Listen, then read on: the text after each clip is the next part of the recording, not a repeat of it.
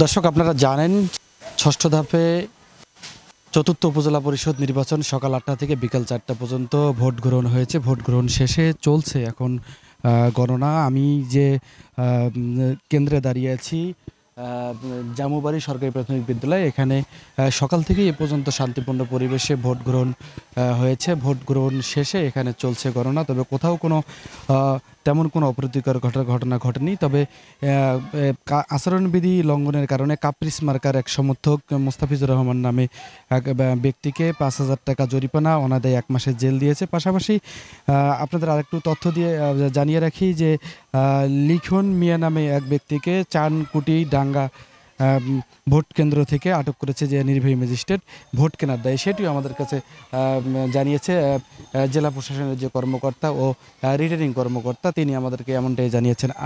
আপনাদের আমরা একটু চিত্র দেখাবো ক্যামেরায়। এই যে ভোটের যে বাক্স, সেটি কিন্তু ভোট গণনার জন্য ইতিমধ্যেই কক্ষে নিয়ে যাওয়া হচ্ছে, সেটিও আপনাদেরকে একটু দেখানোর চেষ্টা করছি। পাশাপাশি আরেকটা বিষয় আপনাদেরকে আমি জানিয়ে রাখি যে এবারে ষষ্ঠ উপজেলা পরিষদ নির্বাচনে চতুর্থ ধাপে বদরগঞ্জ ও তারাগঞ্জে ১৯ জন প্রার্থী প্রতিদ্বন্দ্বিতা করছেন। তবে এই ভোট গণনা শেষে বেসরকারিভাবে তাদের ফলাফল ঘোষণা করা হবে, সেটিও আমাদেরকে জানিয়েছেন অতিরিক্ত যে জেলা ম্যাজিস্ট্রেট ও রিটার্নিং কর্মকর্তা শাহনাজ বেগম, তিনি আমাদেরকে জানিয়েছেন। আমি যদি একটু আপনাদেরকে আরেকটু ক্যামেরায় দেখাই যে এই যে সকাল থেকে অধীর আগ্রহে সাধারণ ভোটার যারা রয়েছেন, তারা ইতিমধ্যেই তাদের ভোটাধিকার প্রয়োগ করে তারা কিন্তু প্রাপ্তি ফলাফলের অপেক্ষায় তারা এই গেটে ভিড় করছেন, সেটিও আপনাদেরকে আমি একটু দেখানোর চেষ্টা করছি। পাশাপাশি আরেকটা বিষয় আপনাদেরকে আমি জানিয়ে রাখি যে এই ষষ্ঠ উপজেলা পরিষদ নির্বাচনকে কেন্দ্র করে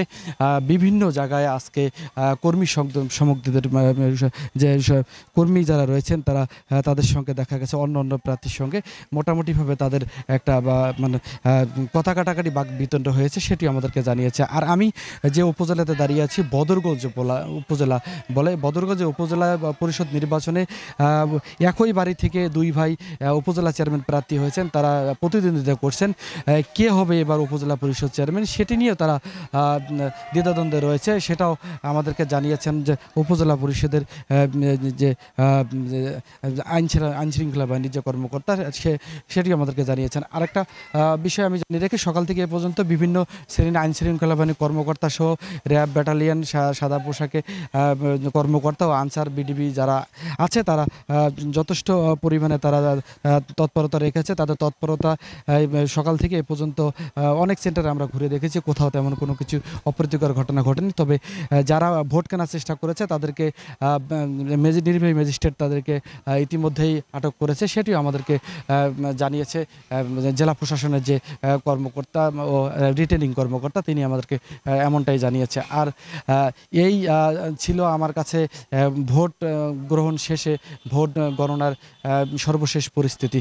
আব্দুর রহমান রাসেল, গ্লোবাল টেলিভিশন, রংপুর।